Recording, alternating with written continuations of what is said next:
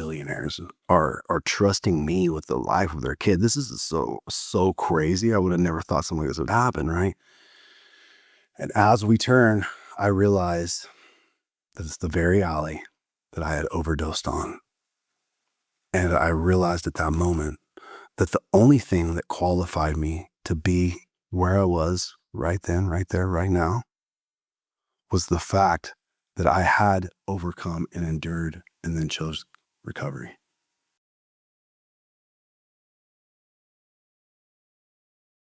If you wouldn't mind just kind of sharing your name, where you're from, and then we'll see where the hell this thing goes. It might be gold or it might suck, but it's about the journey.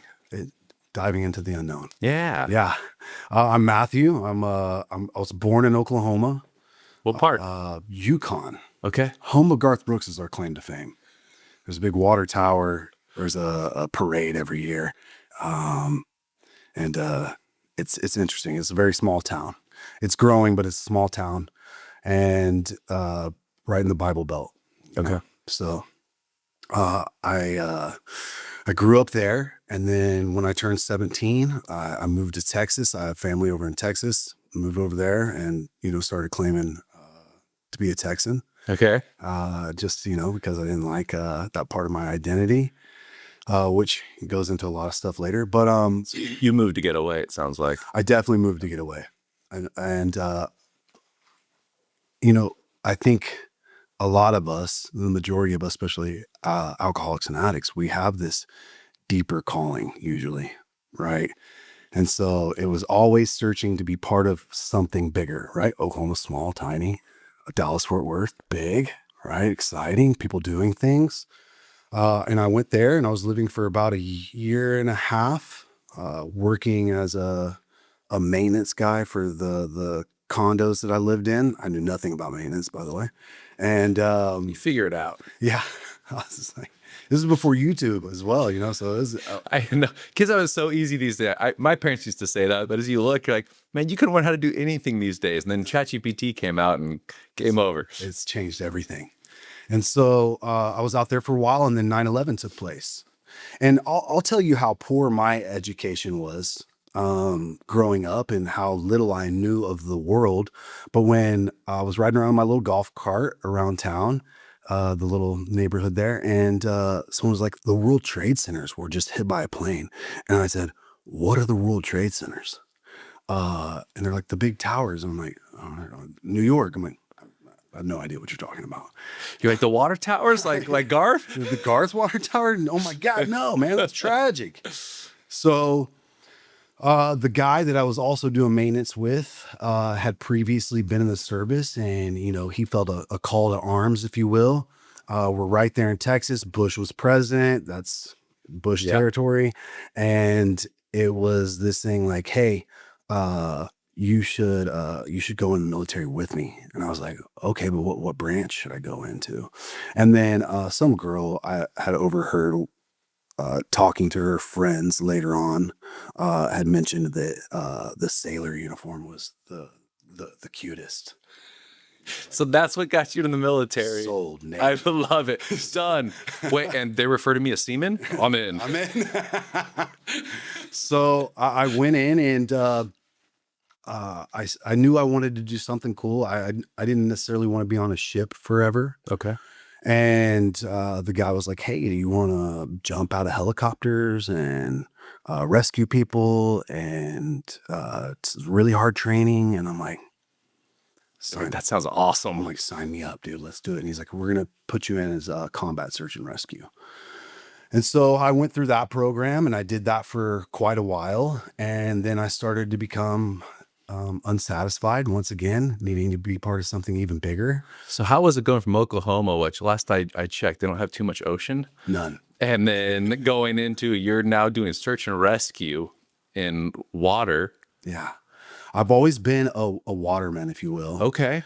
We had a really decent sized pond right next to where I grew up, We'd probably call that a lake out here in California. Yeah. People are like, dude, I got 10 acres. And I was born and raised here. I'm like, what's an acre? Yeah. So, I grew up in the pool, and I've always been really comfortable in the water. Okay. And so that wasn't something that was a fear of mine. And, I got over there and I started doing this thing and I met some really great guys and I became unsatisfied again. And I was like, I need to do something better. It seems like the Coast Guard and the Air Force is kind of having all the fun with this.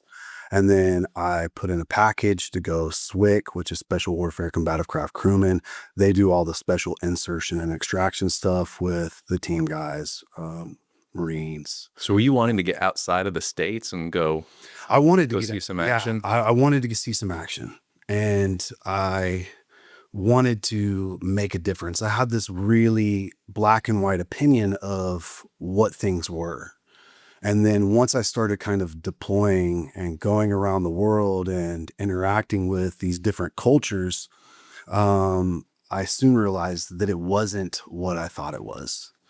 And there became this point in my life where I had deployed and I was seeing these other young men. Most of them were younger than me. I wasn't even a man. I was a boy. I was 19 years old.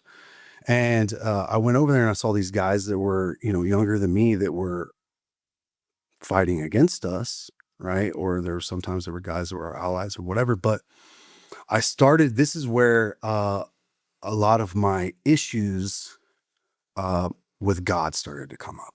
Okay. So because you were raised in the Bible Belt, you were raised strong Christian, Strong sounds like. Christian, Okay. which I found my way back to.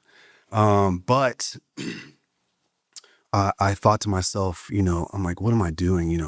I'm just listening to, the fathers and the grandfathers before me. They're telling me this is the right thing to do. And so are these guys. And then I got really kind of this blurred vision of what God meant and what a relationship with God looked like. And I just became really, how do I say this? I became,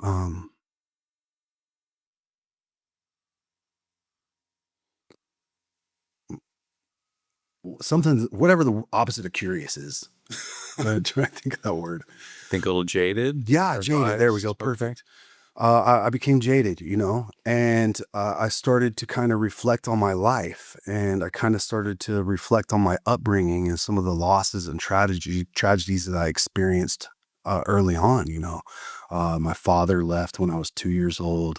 My mom had tried her best to find a man to step up and to fill that role. And I had several stepfathers growing up. A lot of them were abusive to my brothers and I. And then, my grandmother, who is a strong Christian woman, gets cancer at 54 and dies of colon cancer. And I'm like, why? She was the best thing in my life. Why would God take that person from me? And so a lot of things didn't make sense. But the other part of that too is that I hadn't done any exploration of my own into the religion that I was born into. Why do you think that's so important? I think that that's important because it's the only way that we can really kind of foster a connection and have a relationship with God. If I just tell you, you're supposed to love this person and this is why, and you don't see, because you're not searching usually, but if you don't see the evidence there, then you're going to go into it without knowing where to look for the evidence. Does that make sense? Yeah, absolutely. And I'm curious because I have a very similar story out minus the military stuff, but Yeah. I don't think enough people actually challenge God and to say, if you're real, reveal yourself to me. Let me learn for myself through you. And sometimes, like I was born in the church, sometimes the church kind of perverts religion. Yeah. And I don't think they do it intentionally, but we're all human beings in a broken world. And so it sounded like you found it in war. Yeah. I don't, I would say that I didn't find my way back to God until much later. Much later. 40 years of wandering. 40 years of wandering. Actually, that's weird you say that. I was 40 when the evidence started to become clear. And I found myself, it was so weird. I remember when I was out there using, I became, I drank like my peers did when I was in the military. Yeah. I drank like my friends did in high school in a small town, drink, have sex, fight. Those were the things to do. In that order. In that order. In that order. And so I never was able to identify as an alcoholic or an addict or someone that had a problem in my Did you life. feel something was off back then, or was it just kind of like, no, I'm using normal just like everybody else? I honestly, if I truly look at it, I didn't feel like anything was off at all. I truly believed I was just doing what we did. Well, that's why they call it a progressive disease. Exactly. Exactly. And so there was these moments, even in I remember when I started to become more desperate in my addiction,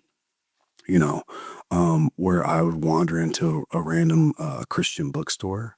And I remember asking the person who worked there, do you have any literature about someone that used to believe in God, that stopped believing in God, but then found God again? And they were like, what? And I'm like, hey, never mind, you won't get it. They're like, this thing's called the Bible. Bible? Yeah.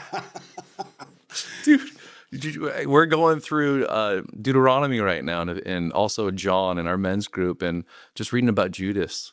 Dude, be a disciple with God, seen everything, and be like, no, dude, this is the guy. Like, kill him. I'm out. Yeah. And they go, I made a mistake. So sorry, I didn't mean to go off that path, but so often we think questioning is a wrong thing. And I'm like, I don't know. I kind of think our creator can handle you questioning him, her, it, whatever you want to call it. It's a being. Yeah. I absolutely believe that, And so, I found myself drinking like my peers, just to kind of backtrack a little bit. I found myself drinking like my peers. And then, I had gotten an injury. I dropped an ammo can on my foot, and they like pulled my toenail out, and, they prescribed me some Vicodin or something. And I didn't take it at the time. And I remember I was on a road trip I was going from Virginia to here. And I had gotten to Tennessee, and I stayed the night at a hotel in Tennessee, got in a hot tub, woke up in the morning, and I had this softball sized growth underneath my armpit, and it was excruciating. I'm like, oh my God, what's going on? This is the most uncomfortable thing I think I've ever felt, and I can endure quite a bit of pain. My training tells me that, my upbringing tells me that. And so I was driving in Tennessee, and a cop pulls me over, and he's like, hey, you got your license? I was like, hey, I'm in the military. I'm in a lot of pain. I got this thing underneath my arm. I was like, I'm just looking for a place that I can, a doctor or something. And he goes, well, I don't think there's anything around here, but there's a clinic up here. You might give them a try. So I go over there, and they don't take TRICARE. And I'm like, oh my God, so what am I going to do now? And so I'm driving. I get out of Tennessee, and I remember that I had the Vicodin in the trunk. And I was like, you know what? It might make me sleepy though. I don't know. I can't take this anymore. I'm gonna have to take it. So I took the Vicodin, and that feeling that we often talk about, right? That I had arrived. I was like, oh my God, that's great. I got on the phone with my grandfather, and I talked to him for, I don't know, 4 hours. You know how when they're a lot older, they just keep going, keep talking about things. And then that kind of started this slow but progressive affair with opiates. Okay. And then when I got out of the military, and Uncle Sam took his boot up off of my neck, and I didn't have to take a UA anymore, it was off to the races. So you were able to use functionally, knowing with the urine tests. I was, yeah, which is wild. I mean, yes and no. There were plenty of times where I was rolling the dice. Right. It would be a Friday, and it'd be a holiday weekend or something. I'm like, oh, I got 3 days. If I do happen to get a UA on Tuesday, then it'll be out of my system. And then I do the rationalizing, like, well, oh, they prescribed it to me, and I mixed up my bottles between my regular ibuprofen and the Vicodin, all that rationale. All the mathematics. Yeah, it was taking place. I was like, like the hangover. Yeah. I can do it. Yeah, exactly. And then, that progressed, and it got to a point where then I started to realize that they helped with hangovers too. So then that enabled me to drink even more and harder than I had previously drank. And and then I had some a breakup and some other emotional stuff that started to take place. And honestly, at this point, I was feeling very lost. I had lost my sense of identity of who I was, right? Because who I thought I was this badass military guy going around kicking butt, kicking in doors, jumping out of helicopters. And that was so ingrained with who I thought I was that when I no longer had that, um, the emotional distress started to come in, right? And one of the things in the military that we're taught is they tell us to compartmentalize, right? If something's bothering you, take it and bury it down deep. And what is that? Great for a warrior, not so much for life and civilianhood. No, and that's something that I've noticed working with a lot of these first responders and veterans that I have the pleasure of working with. They have they have no idea how to not compartmentalize in that way, and it ends up causing a lot of harm and pain and suffering. So I realized all of a sudden, I got an Oxycontin, and I was like, I'm no longer sad anymore. I can keep doing whatever I'm doing and working, and that progressed and got worse and worse. And then I found myself selling drugs, and then the war on big pharma kind of started to take place. I think a little bit before COVID, maybe right around the same time. And I couldn't get my hands on pills anymore. And then someone said to me, "Hey, you can smoke heroin. It's actually more organic than that crap big pharma's been giving you." I was like, that makes perfect sense. The maths. Dude, all this math is mathing. And so Oh man. next thing you know, I very, very quickly went from somebody that was smoking it to shooting it. And then eventually I found myself homeless on the streets of Skid Row, in and out of jail, and then homeless on the streets of Skid Row. And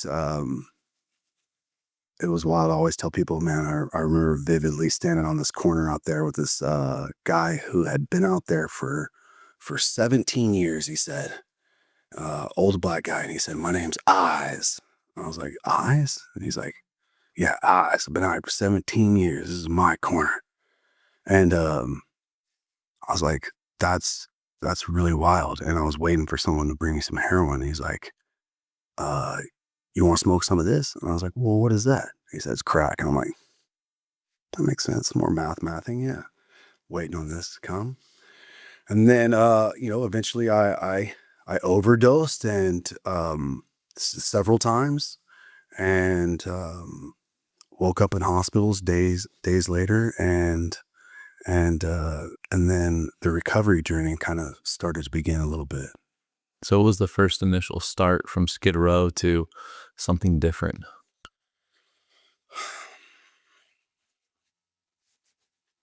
I had been introduced to treatment centers prior to Skid Row, and thankfully I heard a little bit of this and that. It was kind of going in one ear and out the other, and maybe some seeds were being planted. Um, but the last time that I was the last overdose that took place, I was at this. I was at Skid Row. I found myself. I walked over to a treatment center. I want to say Culver City. I walked over there. Dude, it's so crazy. I walked everywhere. Okay, obviously, and I was so stinky and disgusting that the city bus driver kicked me off the bus. And you know how gross you have to be to get kicked off a city bus in LA. And so I had walked over there, and they were like, "Well, we can't take you because you did a what's the leave when you leave without Even against medical advice? yeah." Okay. So I left, and they're like, "We can't take you because of this," and you got to figure whatever. Wasn't really hearing them after they said no. And I walked down the street, and I turned down this little alley heading to the Hollywood Cemetery right there, where all the famous people are. And there was a guy that was smoking fentanyl in the alley. And I said, "Let me get a hit of that." And I took a big, giant rip of this fentanyl and fell, cracked my head. My forehead was sticking out past my chin. And I woke up in a hospital like 3 days later. And the hospital threw me my wet clothes, and they said, "You're good to go." I'm like, "No, no, no. I need help. You don't understand. I need help. And they're like, well, there's some state-funded flyers by the door when you leave. Why do you think you kept surviving all that? God, And at that point, you didn't have the relationship with him. no, no. I think that every single one of us is kind of given these opportunities. And I don't know how many opportunities or chances, one is allotted, but I know that, um, I know now that God was um, making time and space and allowing me to find my way back to him, her, it, whatever you want to call it. Yeah. I say him, it's just easier. Isn't that interesting? It's one of the only relationships I can think of that you can continually ignore, defile, walk away from, and that love never falters. And it's just waiting for when you're ready. It's the most beautiful and amazing thing I've ever experienced. I realize now, and at least I choose to believe and view this now, but I believe that everything that I endured and I encountered were just things that were teaching me to be more God reliant. And for so long, I had put my faith and belief system into people, places, and things, relationships. If Texas, no, California, no, I need to live here, or all these other things. Once I get this, I'll be okay. And now I realize that if I had any of the things that I have now, if I would have gotten them any sooner, it probably would have actually meant the death of me. And it's been the most calming and beautiful experience, this thing of recovery, and how it's uh, allowed me to cultivate and foster a relationship with God. Mm. I just, it gets tough, as working in the industry, the treatment industry. It can be really difficult for us to talk about God. A lot of people shut off; they don't want to hear it, and so we have to learn new ways of navigating those conversations and planting seeds without completely shutting them down. And that's something that I pray and talk to God about as well. And, forces me to get into the literature and to read scripture and to actually look at some of the other thinkers and seekers before me. And really enriches my life fully. And my cup overrunneth. All I did was bring an empty cup. So you're at the hospital. Hmm. Your wet clothes are thrown at you. They say you're good to go. You still are not connected to your creator. How did you go from there to where you are now? Okay. You ready for this one? Yeah, and the reason why I ask it because this is why I love doing interviews like this. I think this is number 87, Oh, wow. and I just love like where you can see where other people are, Yeah. and you've got this peace, Yeah. and it's just like this. I didn't even know remind me, how did we cross paths again? Was it Jeremy who introduced us? Yeah, it was. Okay, so it's always fun coming in blind. I have no clue where this is gonna go, but there's this beautiful just peace and it's beauty, if that makes sense. Absolutely. Of just how your being is, if that makes sense. So this is why I'm so glad that you decided to go this route,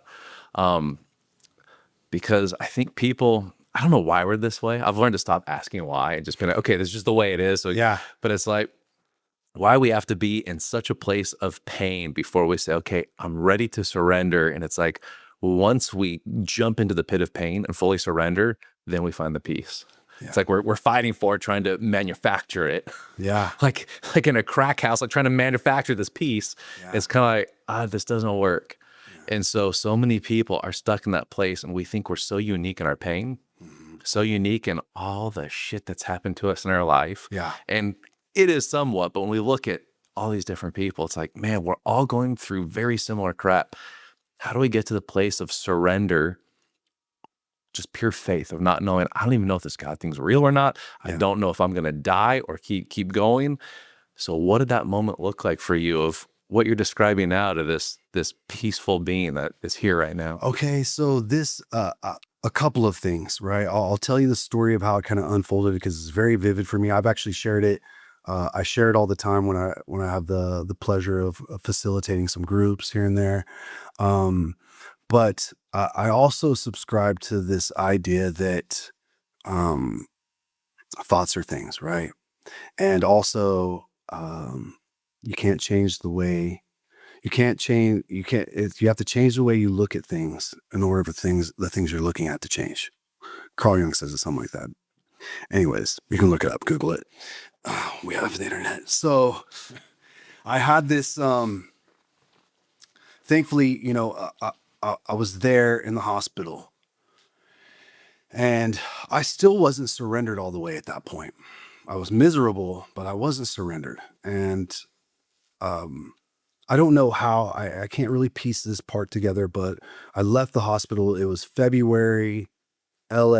It was a cold night. Um, I was getting ready to turn 40. And I'm sitting there on this park bench, and they had given me, I was like, it's freezing outside. And they had given me some really crappy hospital blanket. And I was waiting for the bus to start coming through again so that I could get on the bus and try to get out of the elements for a little bit. And I remember getting on that bus, and then I got off that bus, and I can't remember where I was at, but somehow, because I didn't have anything to my name, I'd been in a relationship with this young lady prior who had stolen a bunch of my belongings. And I don't think I had an ID, but somehow I was able to get an Obama phone from one of those tents. And I had remembered a treatment center, somehow remember the name of a treatment center that I had gone to, which is funny because I can't remember it now. But I got on the phone and I Googled them and I found them and I called them and they did, the intake over the phone, which felt like an additional 5 days, but it was only probably like 2 hours before they actually picked me up and the time I made the call. And they came and picked me up and they took me to a detox where I started to dry out a little bit. And a lot of those little voices in me were saying, there's more to life than this, right? This isn't how it's supposed to be. And I knew people had gotten sober through AA and other 12-step programs, if you will. But I didn't know how they did that. And if anything, death seemed much more obtainable than sobriety. And so I went to this detox and I dried out, and then I went to a PHP IOP program. And then this is where the person who allowed our paths to cross came into my life. Jeremy Jackson walked into the treatment center I was at. He was teaching breathwork and mindfulness and the power of positive thinking. And at the time, he had this gold tooth in the front. I tell people all the time, I even said this in the Netflix documentary. I said, he looked like an unemployed crocodile hunter, which I think I stole from some other comedian. But I was like, that's Jeremy Jackson. And so he came in there smelling like patchouli, big smile on his face. And I'm like, who the hell is this guy? And then he says, crikey. You're like, Yeah. I knew it. That's him. But he came in and just, people were just drawn to him. A lot of these people that were struggling and suffering were just lit up that he had come in there. And I'm like, who is this guy? I had no idea who he was. And he led me on a breathwork meditation. And what he said to me was, he spoke to my ego here. This is how he got me. He knows how to talk to the ego because he has one too. All right, we all do.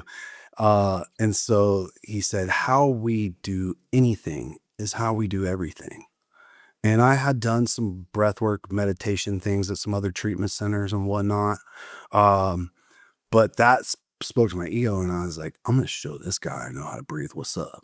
And so I took some direction from him and I had a really profound experience that I found really magical and beautiful. And I'm like, whoa, this is inside of me. This is crazy.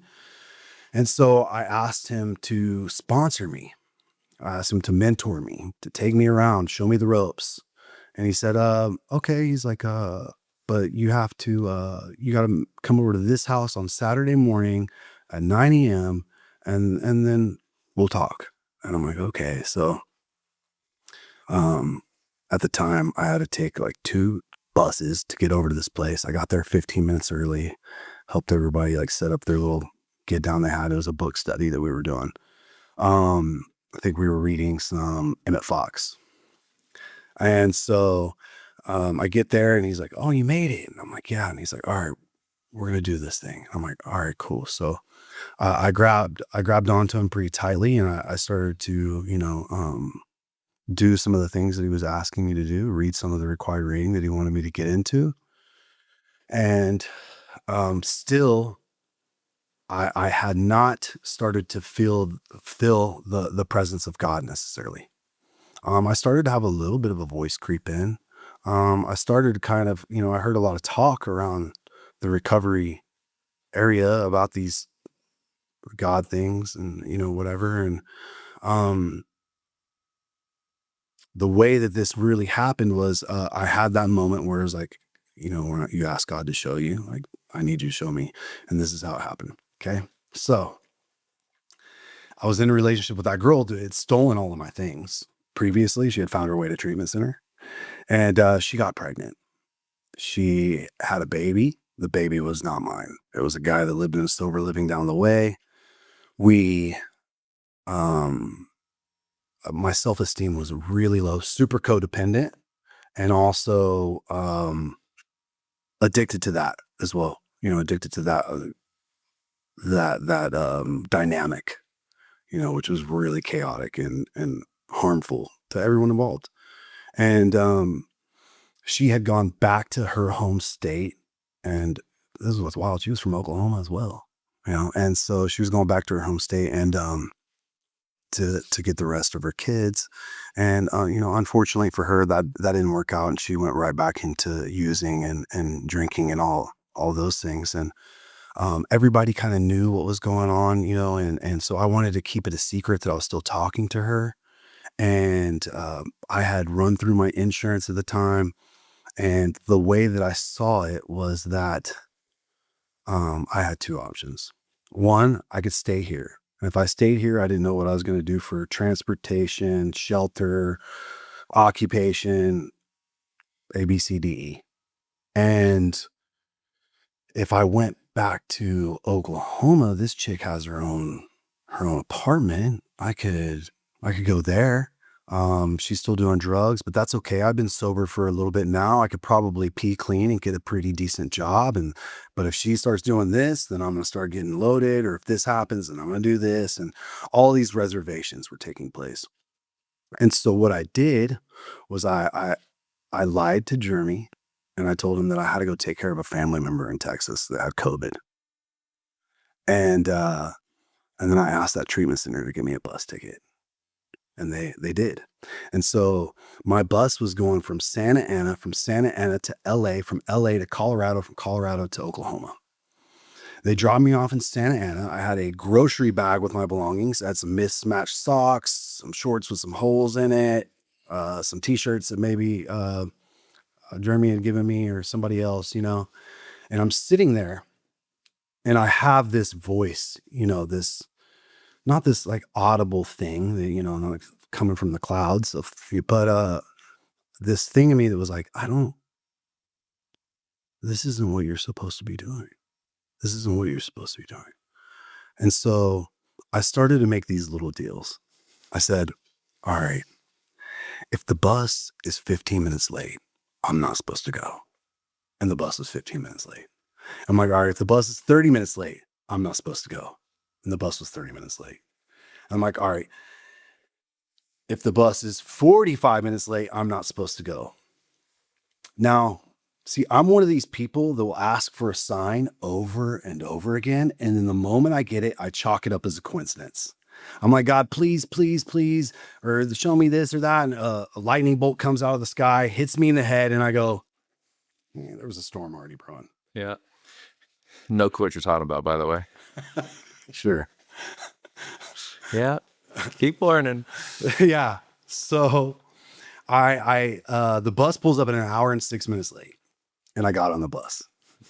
And then I had that moment of surrender, right? I had that moment of surrender where I said, God, I know that I don't know you that well, but if you made me and this isn't what I'm supposed to be doing, then I need some divine intervention because I can't stop marching towards the fire. I can't right now.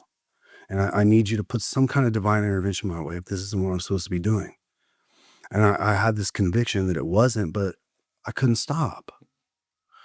And so I get off my bus in LA and they told me, you missed your connecting bus because the first one was so late. Now, I should have taken that as some divine intervention. I did not. Yeah. Fourth one, you're like, nah, it's still coincidence. Like, what is wrong with me, dude? So crazy. And so I get off that bus and I'm like, all right, well, I missed this one. And I asked them, I go, all right, well, when's the next bus out? And they're like, 3 days. And, now like kind of looking back on some of the numbers, it's kind of beautiful. I can give meaning to certain things, and I'm like, okay, I see you, God. But they said 3 days. And so I called the treatment center that had got me the bus ticket and I told them what I just told you without all the inner dialogue stuff that was going on. And they go, well, I'm like, can I just come stay there for 3 days until the bus leaves? And they said, no, it would be a HIPAA violation to have you come back. And I'm like, okay. And so I start looking around and I'm in LA. This is my stomping ground at this point. I know how to get what I need there. I see a couple of guys getting loaded and I start, plotting. I'm like, all right, if I'm going to have to endure being out here, then the only way I know how to endure pain and suffering and uncomfortableness is by getting loaded.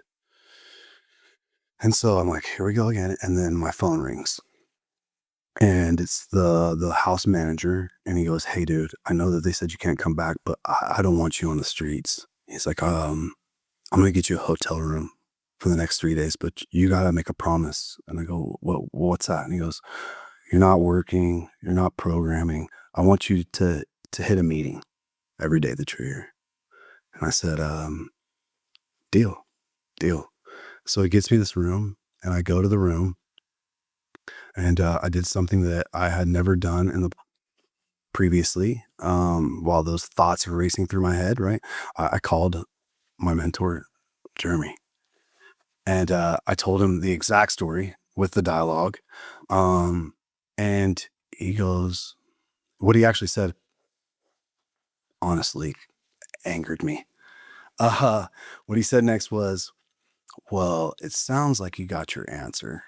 And I go, yeah, but if I stay here, what am I going to do for shelter, transportation, occupation? What am I going to do about all these other things? And he goes,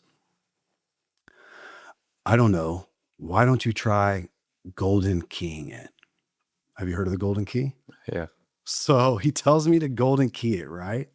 And I go, you got to be kidding me. You mean by replacing these thoughts or saying these statements of absolute truth or statements about God that somehow this is going to work out? I have real problems in front of me. I have this practical, tactical mindset. And if I can't put my hands on something, it's not real. And you're trying to tell me by just some woo-woo fairy dust, this stuff is going to work out. And he goes, well, I don't know. He goes, but what's the worst thing to happen? Try it and maybe things will. And I thought, you know what do I have to lose here? And I had remembered a couple that he had told me about previously, some good ones that we really subscribe to, which is everything's falling together, nothing's falling apart. And my favorite one is God's got me. God's got me. And the idea for the listeners and the people that are watching this, Emmett Fox talks about whenever we have these negative feelings or people, places, or situations that are coming up, instead of thinking about the problem, which only generates more thinking of the problem, we want to replace that thought with a statement of absolute truth, a statement of God, reciting something about God. And so the object is to drive that thought out of your mind enough. And as Emmett Fox says at the end of the literature, you do your half and God will never fail to do his. And so for me, I have this hamster wheel between the ears and there's a rat on it who is smoking meth and doing steroids. Intrusive thought, intrusive thought, intrusive thought. And so this was an exhausting practice, and before, JJ would come into the treatment center and be like, hey, you guys practicing the golden key? And he would come up and be like, what's the golden key you've been practicing? And I go, God's got me. And he'd be like, that's it. And I would think to myself, you're a kook. I wasn't practicing. I was just thought, this guy's crazy, man. So I started to say those two over and over again. And I got a call from one of my friends, and he goes, hey, what's going on? And I said, I told him what was going on. And he's like, well, all right, well, I'll pick you up in the morning and take you to a meeting. I'm like, all right, cool. So he picks me up. He takes me to a meeting, and I tell you, man, I had been up all night and morning with this. God's got me. God's got me. God's got me. God, you got me. God, I know you got me. I know it. I just know it. I know it. And I get to this meeting, and one of my friends, Corey, love him to death. I've had the pleasure of walking this path with him. He comes up to me and he goes, hey, dude, I thought you were going to Oklahoma or Texas or something. And I go, everything's falling together and nothing's falling apart. And he goes, okay. He goes like, where are you staying though? Where are you going to stay? And I go, I don't know, but God's got me. And he paused for a moment and he goes, you know what? You're right. He does. He goes, I have this open bed at my sober living, and you can stay there. And I said, I don't have any money, man. He goes, don't worry about it. We'll figure it out. And when you start making some money, we'll take care of it. I'm like, oh man, there's something to this. God does have me. Right. That's when the light came on. I'm like, oh my gosh, man, this is the thing. This is what I've been missing. It was like that feeling that I had when I took that Vicodin and I was driving across state lines. It was like that, but tenfold. There was this peace and this presence that washed over my spirit that said, God's got you. And I started to really dive into it, right? So I have 3 days on the books here, and I still got the sick mind that's like, I'm engaging with that lady again still, I'm like, she's like, I love you. She's like, F you. I'm like, no, F you, I love you. All this gnarly, probably longer than your book here. Text messages, threads on threads. And so I have this shelter provided for me, and I'm like, I really start diving into it. I really start diving into some prayer and meditation and start reading. I'm like, okay, he's trying to show me something. He's showing me he's here. He's showing this is the direction I'm supposed to go. I know it. And so one of the things, thankfully, I had enough awareness at the time. I asked JJ to take my phone from me. I go, dude, I cannot practice this thing or hear the God voice because I'm so in this thing. And this thing keeps pulling me out of the solution and back into the problem. And I need you to take this from me so that I can focus on this. He's like, okay, whatever, dude. So, he's so laid back. He's like, okay, he just takes it from me. And I went to a meeting that evening. So I went to one that morning, found shelter. Went to one that evening. And since I had surrendered my phone, I was much more present, and I started to hear things that I otherwise wouldn't have heard. Right? We've all been there. You've been texting, like sending a quick text, and someone's trying to tell you something, and you don't hear them, right? And vice versa. And so after the meeting, I heard someone say, hey, does anyone around here do electrical work? And I was like, I know a little bit. I don't know a lot, but I'm pretty quick learning. He's like, I just need someone tall enough that can reach these electrical ballast. And I'm like, he's like, all right. You got 110, I'm in. Yeah. 220, I'm out. Yeah, exactly. So it was Clifton. Do you know Clifton Holloway by chance? It sounds familiar, but I'm not getting a face right now in the name. Little short Mexican guy. He's got like long braids now. He didn't have them at the time, but it's a guy that's always in a seat, always, So he picks me up and takes me to go work with him. And because I'm still present and I'm listening and I'm able to engage, man, the gift of the present, is it not? Oh my gosh, And so we're talking, and he's talking about Carl Jung and Emmett Fox and Neville Goddard and Ram Dass and Paul Hederman and all these guys, right? And all these thinkers and seekers before us. And because I'm present, I'm able to engage in the conversation. I'm able to listen, and we're going back and forth. And it's this beautiful symbiotic thing that's taking place. And I'm like, oh my gosh, man, where have I been, man? I've been living in the past and the future for so long. I've been missing out on right here, right now. And we go throughout our day. And at the end of the day, I said, this is a crazy part because I no longer, but I previously had felonies for stealing cars when I was using. Super cool. Jeez. So absurd.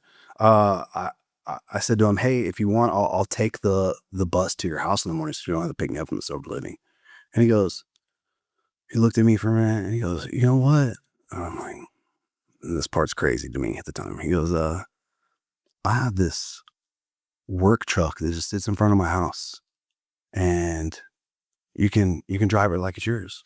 No strings attached, man. When you find some other work, you can keep driving it. And I was like, no way. Now, this is like one of those, this is also a full circle moment for me too, because months prior, I'd been sitting in one of the groups that Jeremy was facilitating, and he was talking about how someone gave him this Toyota Tacoma. You know what I'm talking about? Oh yeah, yeah. And I Shares thought, a story. and I thought to myself, something like that would never happen to me. This guy was rich and famous, and those super loaded people that just give him things, which is true also, but I thought that was so outside of the realm of possibility for me. And so it was kind of this full circle going, oh my gosh, man. I remember thinking to myself, something like this could never happen to me. And here it is happening to me.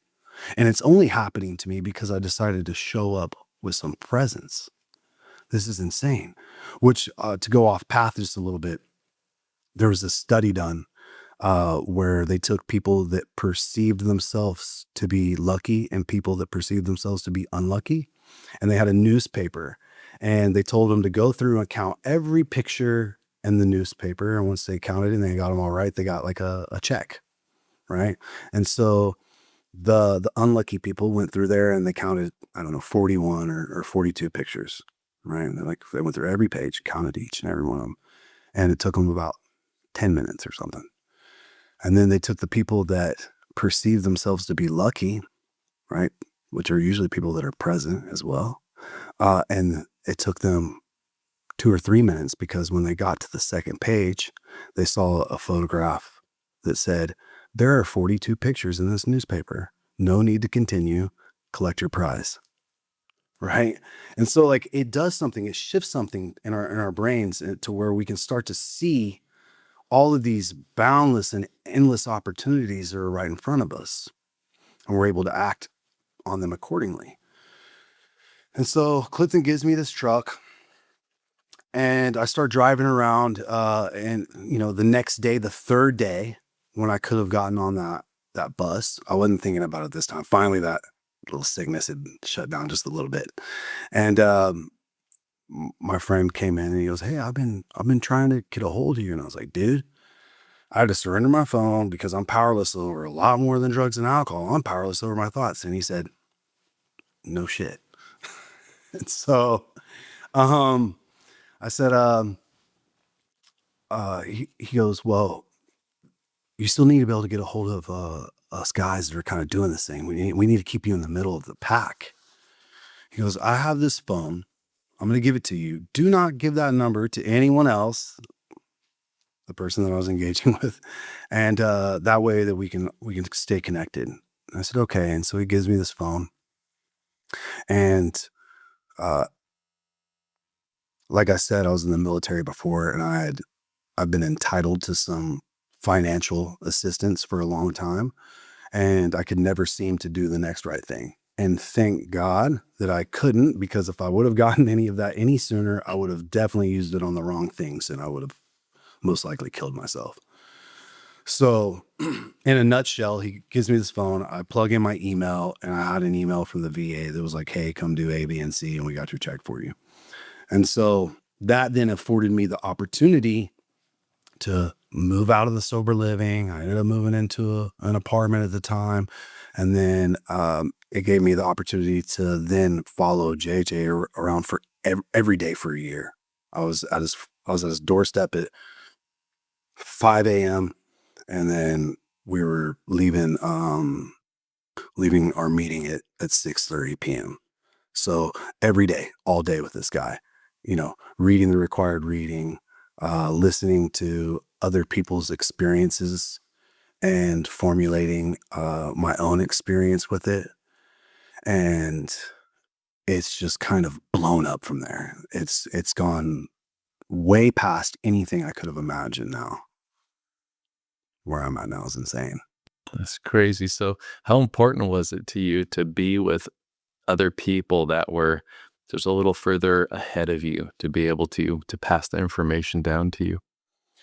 I think that it's absolutely crucial and necessary to put yourself in those environments with people that are a little bit ahead or maybe way farther ahead or just, even a day or two or even sometimes behind you. Actually, I've learned more from the guys that are talking them through their experience than I have from some of my mentors. But it's absolutely necessary. I think that whenever we start to surround ourselves with people that are on the same spiritual path and journey and wellness and health and all these things, it's inevitable that we end up catching that same thing that they have, right? And I couldn't have. There were so many times where, of course, my faith would dip, or some struggle and hardship would come up, especially as I started to get free from the substances and once you get free from the obsession to use and drink, there's a whole slew of other things coming up, and you're like, "What is happening? This is crazy." I didn't even know me. I come to find out this me that I thought I was, this guy, the big tough guy going overseas and doing all these other things, wasn't who I was at all. And what I've come to realize is that I'm a child of God, and uh, every person that I encounter is a child of God. And I truly believe that us alcoholics and addicts have an opportunity to be some of the most profound and impactful people on the planet, if we so choose. I think that we all have the capacity to do so through this lived, shared experience. And and I keep seeing all of these truths validated over and over and over again, right? I had that thought prior, and I was like, it's pretty cool, and there was, people talking about like Ram Dass says, you're constantly affecting the world and those in it, whether you mean to or not. And I used to be like, okay, it's so funny when you read words and they don't really mean much, but then you have an experience shortly after, and you're like, oh, that's what we're talking about. That's what we're talking about. And I had that truth validated about 2 years ago. I went to a meeting, this men's meeting.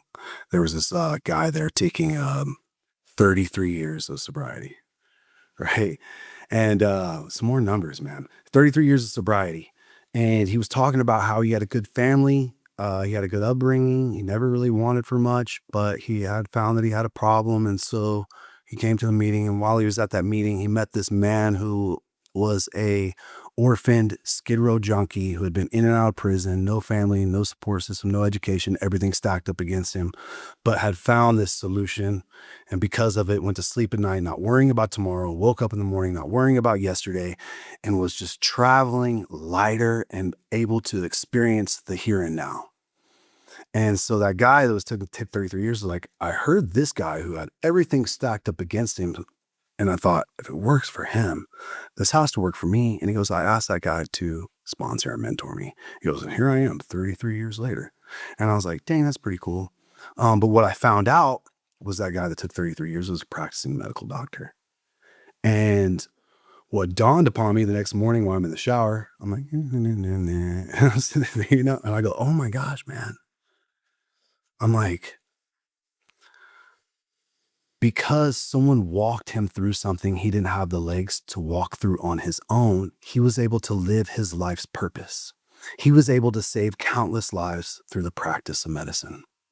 But in reality, you know, really what took place is that guy, that orphan Skid Row junkie with no family, no support system, no education, everything stacked up against him, is actually also responsible for saving countless lives through the practice of medicine. And see, we never know how far down the lineage something like that will happen. You help somebody that helps somebody that helps somebody that cures a disease, or you help somebody that helps somebody that's a tech genius that changes the way that we all interact with each other. And of course, those are the most extreme examples of what could take place. But what I do know for certain is that when we start to help each other and we start to walk each other through these things, we're given this beautiful opportunity to watch families be restored, lives be restored. And then it makes all of this pain and suffering that I endured prior, in my opinion, it makes it worth it. You know, I can't tell you why so-and-so got blown up, or why the neighbor guy used to beat his dog in front of people, or whatever kind of traumatic experience anyone has gone through. I can't tell you why that's happened. But what I do know is that through God and through recovery, we're given this really unique opportunity to assign some meaning and purpose to it that allows us to be of service to one another and enrich each other's lives. You've mentioned presence quite a bit. Why do you think that's so important to recovery and building a life I call worthy of a calling? Mm. I think it's so important because w- when you're not present, you miss out on so much. And what I mean by this is, like, there's always this. I love how Hederman talks about it, the ever shifting goalpost, right? And this idea, like, everyone's always thinking, well, once I get this, I'll be okay. Or once I get over there, I'll be okay. And that goal shift can go towards the past or to the future or whatever. And they miss out on being right here, because the moment that you get to that place that you thought you're going to be okay, you're going to find out that that goalpost is going to move again and that you're not necessarily okay. And by learning to be present and just, and this is what I love. A lot of people in recovery are familiar with this idea of gratitude list, which are, in my opinion, they're useful. They help people get out of the mentality of lack and into the mentality of abundance. But I've actually shifted it to where I don't even think about the things that I'm grateful for necessarily anymore, but just grateful for the human experience and actually being here and now and alive. And then I get to trip out on this ever moving weather system of emotions and moving parts that are so outside of my control. And I get to just sit back and watch it. I don't have to chase anything anymore, and I don't have to run from anything anymore. Does that make sense? Well, I don't know. yeah. When you don't have to chase something or run from it, it comes to you. It's wild. Like attracts alike, right? Yeah. It's a really, it's such a, it's so funny. I was talking to one of my guys that I work with, and about the letting go, and it's such a really difficult thing, especially in early spiritual practices and recovery, because most of us addicts and alcoholics have been running from things for so long. And so the idea of letting go of something that's not for you with grace and love and acceptance is so far out, right? But when I start letting go of these outcomes that I thought I needed to be okay, and I start placing it back into the spirit, I end up receiving exactly what I need to be okay. And then it's usually tenfold better than what I could have imagined. It's really wild. Yeah. Again, I don't want to get too woo woo as well, but Yeah. it's what's interesting is so can you finally realize and accept it's okay to not be okay? Then it's like the okayness, like feel safe enough to come out, if that makes sense. You end up realizing you're okay not being okay, and then you're okay. It's like, wow. I love what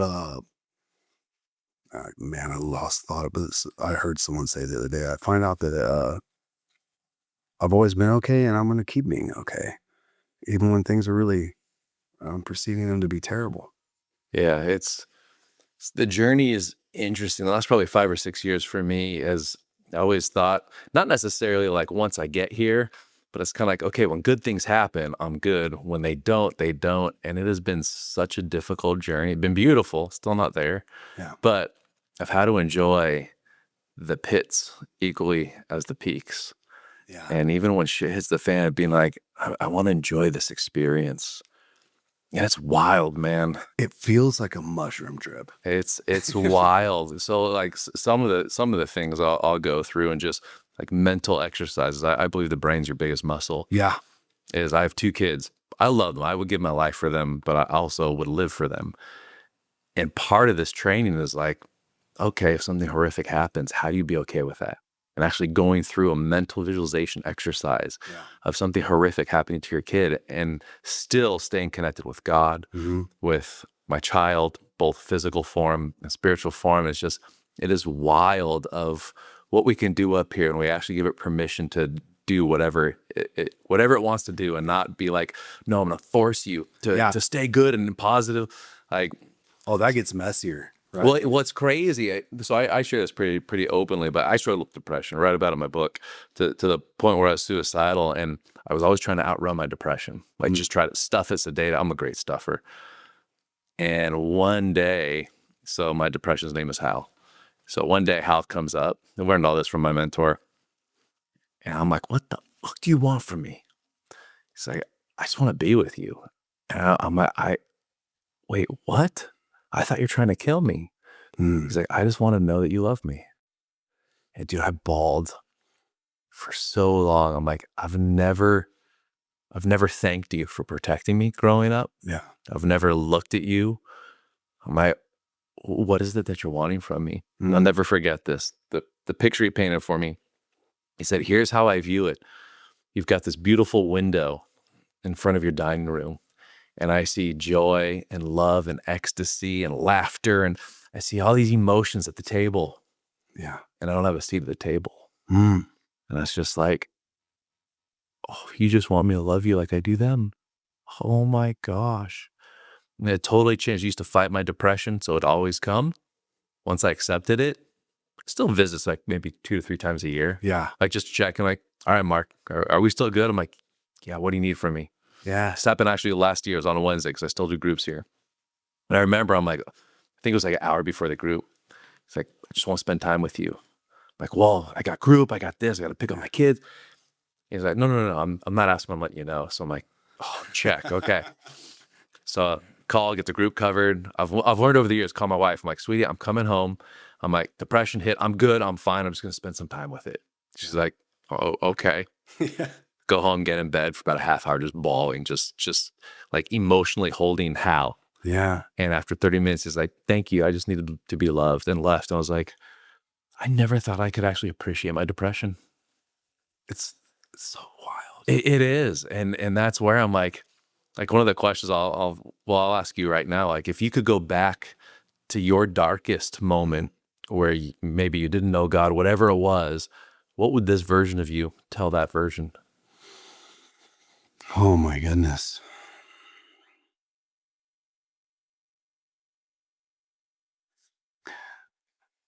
It's one of those things where my immediate thought was like, well, I wouldn't have listened anyway. Yeah. Right. It's the first thing almost every single person says. Okay. I wouldn't have listened. I'm like, yeah, they say youth is wasted on the young. I get that. Yeah. So, But you still can time travel. What would you go tell yourself? That I would say you have something to offer this world, and don't give up. And everything's happening the way that it's supposed to happen, and all of these things that you are beating yourself up about can be mended. Yeah, that's probably what I'd tell me. It's pretty awesome. Yeah, I just believed that everything was so past being fixed. Mm-hmm. And this thing, like I was telling you, I just got back from Hawaii. I had never been there. My mother had never been there. And for her 63rd birthday, flew mom out to Hawaii, which was so epic. We took a helicopter ride, did all these cool things. But If you were to ask her 4 years ago when the next time she saw me would be, she would say probably at his funeral. I don't think I was allowed within a 100-mile radius of my mother's house. Not that there was a restraining order, but it was just kind of one of those things. Yeah. Don't come around here. But all I have for you is prayer. And now I have this relationship so deep with my mother. I've decided, I heard this early on in my recovery. Someone say, I want to make my life a love letter to my mother. And to take that even further, I want to make my life a love letter to God. And I love how you talk about how this depression thing and just loving it. And I kind of do something a little similar where I find gratitude even in the darkness. Just, I had a terrible cold a couple of weeks ago. Someone messaged me and they're like, sorry you're not feeling well. And I was like, not me, man.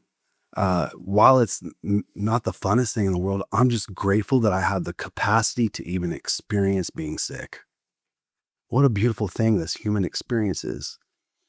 These spiritual beings getting to enjoy this meat sack that we're in and having this complex range of emotions where sometimes I don't even know what I'm feeling. And, sometimes it's anger and sometimes it's sadness. And it's like, how freaking cool. It makes I think that they all enrich each other, They all make each other better, all these different emotions. Yeah. When you learn to sit in the dark, you become the light.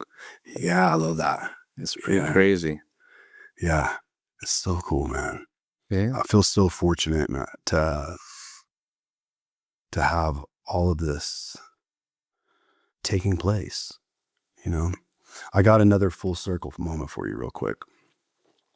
So like I told you, I overdosed in an alley right there next to the Hollywood Cemetery, right? I remember looking at that cemetery and being like, easier to get in there than to get better. Fast forward, my job and my work has really changed and transformed. I started doing some safe transport type things. And then I've gotten into the arena now where 90% of my clients are people that struggle with substance abuse that are also on the spectrum and a whole other slew of things that are going on. And,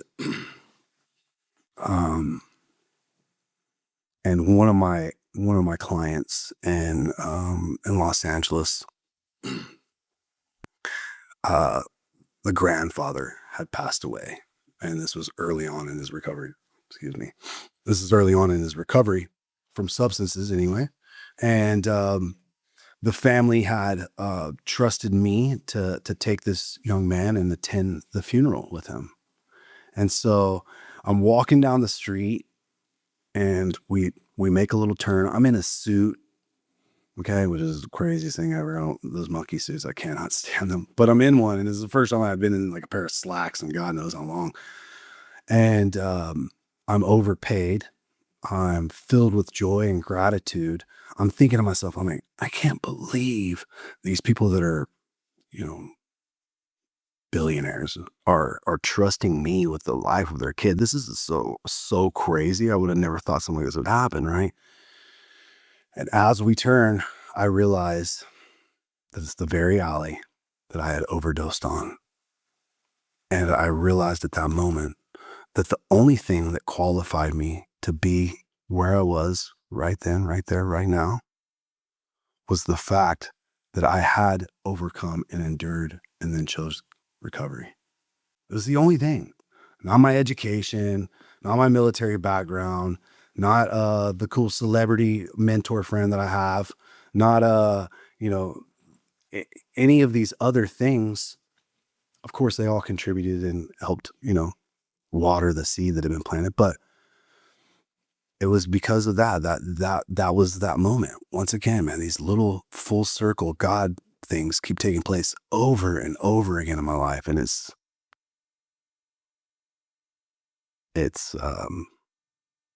if words could describe it, it probably wouldn't be that cool. That's what Jeremy always says. So I'll just use the word beautiful, but you get it. That feeling that it's indescribable. Yeah.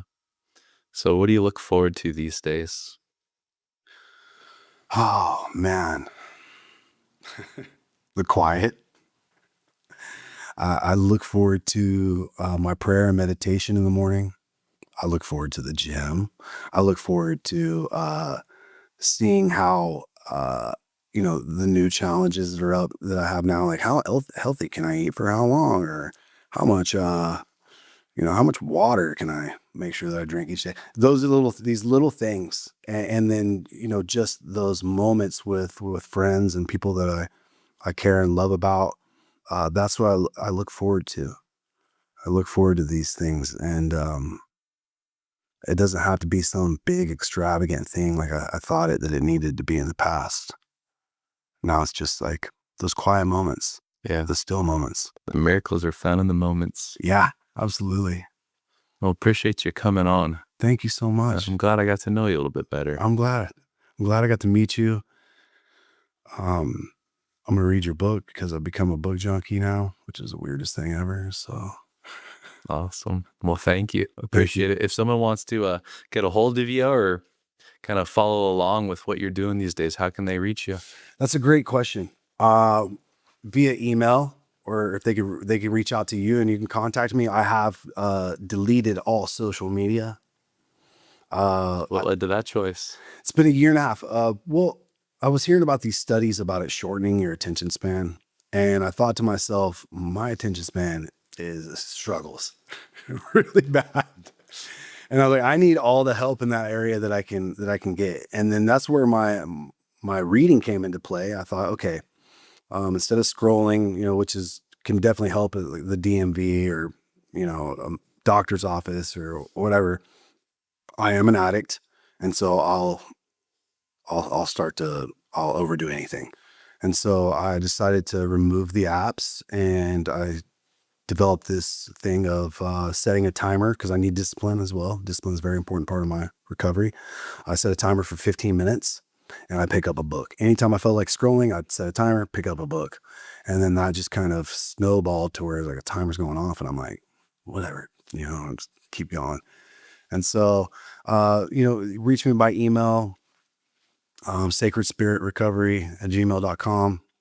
And, or you can find Jeremy Jackson on his Instagram and let him know. He's pretty good about telling me things. So, All right. yeah, Well, appreciate you coming down. I appreciate you.